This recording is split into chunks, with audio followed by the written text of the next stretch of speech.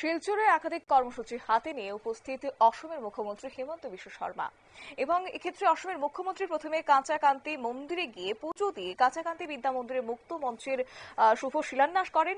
শিলচরে উপস্থিত হয়ে অসমের মুখ্যমন্ত্রী বিজেপি সমর্থক ও স্থানীয় জনসাধারণের হাতে সংবর্ধনায় ভাসলেন। রবিবার শিলচর রাঙ্গিরখাড়ি পয়েন্টে মুখ্যমন্ত্রী আসার পর এনসিসি ক্যাডারদের দ্বারা গার্ড অফ অনার দেওয়া হয়। এদিন মুখ্যমন্ত্রীকে কি রয়েছে বক্তব্য শুনুন।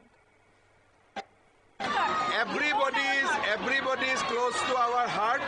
Netaji Subhash Chandra Bose was the most towering freedom fighter. Even Gandhiji used to say that he is one of the most towering personality in the freedom movement. Nehru also used to acknowledge him. অবশ্যই এদিন অসমের মুখ্যমন্ত্রী Himanta Biswa Sarma remote কন্ট্রোলের মাধ্যমে রাঙ্গিরখাড়ির রোটারিতে পুনঃস্থাপিত নেতাজি সুভাষ চন্দ্র Basu 24 foot উচ্চতা নবনির্মিত প্রতিমূর্তির আবরণ উন্মোচন করেন। তারপর অসমের মুখ্যমন্ত্রী একটি সারিকা প্রকার এদিন উদ্বোধনী ভাষণের মাধ্যমে তুলে ধরেন। নিয়ে নিচ্ছি ছোট্ট একটি বিজ্ঞাপন বিরতির সঙ্গে থাকুন।